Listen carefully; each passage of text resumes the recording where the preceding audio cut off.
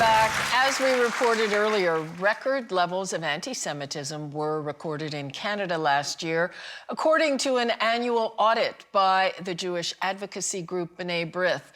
The report also said that post-secondary institutions were significant breeding grounds for anti-Semitism, with Jewish students increasingly reporting vandalism and threats of violence. And this is usually an expression of the particular brand of anti-Semitism on the left. Just a couple of weeks ago, NDP MPP Joel Harden had to apologize, and not for the first time, for anti-Semitic remarks. So let's go back to that incident, Irwin. So he, when he was going door to door in the election, he's running in Ottawa, there was something that Israel did that he was annoyed with, and he said, I am going to knocking door to door to my Jewish neighbors, my constituents, to say, when will you have had enough of this? It kind of boggles the mind, Irwin. I don't know if it should boggle the mind because, you know, part of the process that led to the normalization of anti-Semitism has been, and this has been going on for some time, particularly since the World Conference Against Racism in Durban 2001, which turned into a conference of racism and hate against Israel and the Jewish people. We've had a phenomenon of the laundering of anti-Semitism under universal values, under the protective cover of the UN, the authority of international law, the culture of humor. Again, it's struggle against racism itself. You have, therefore, anti-Semitism being laundered under the very cover of anti-racism. We saw that with the Maloof situation that arose. And again, the absence of outrage. So I think we've got to address the larger issue here in which this laundering is taking place. You mentioned Laith Marouf. Let's remind people what happened there. The Liberal government gave this guy a fortune, and he was supposed to do anti-racism training, which is a big irony. Remind us. Well, Laith Marouf and his organization, CMAC, were granted essentially $300,000 to perform anti-racism work.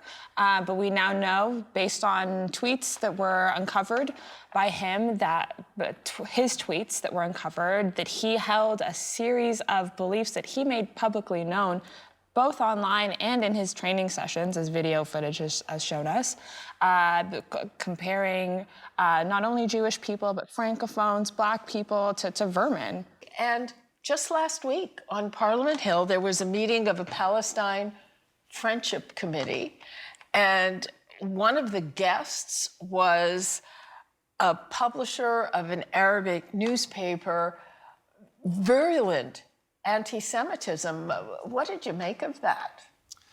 I think it's terrible that we don't know who we're inviting into these spheres and these circles. And this gentleman that you referred to was someone, I understand, who praised the Munich attack when the Israeli athletes were murdered in Munich back in the 70s. He was also someone who talked about one of the organizers that contributed to a bus bombing in Jerusalem that killed, I think, 32 Jewish people then. I think that was 78, perhaps.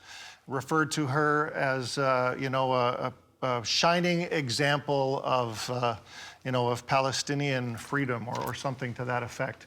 Absolutely terrible that people like that are allowed to move in those kinds of circles. I think it's terrible. Okay, I have to direct this to Irwin, because this is Liberal government. The organizer of that, the MP Salma Zahid, said she couldn't be expected to know who was coming to a gathering like this on Parliament Hill with senior politicians. We had Elizabeth May, the once and again leader of the Green Party. Her party is in a shambles.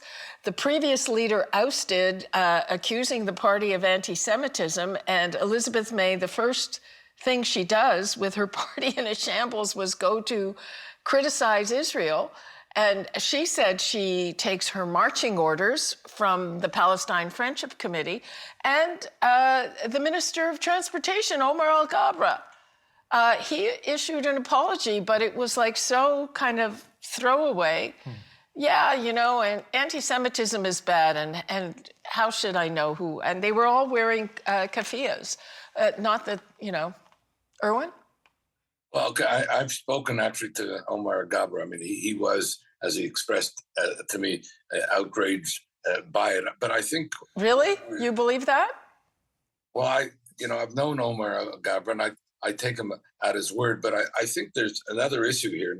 And this is what I know Elizabeth May, we served in Parliament together for years. I never heard her making any anti-Semitic comments. This is part of a dynamic where Israel and Zionism have become proxies for anti-Semitism without some people themselves realizing and indulging in it. And it's part of the whole Zionist apartheid, connection. My sense is that some of this is being brought about because of the internalization of these types of proxy myths.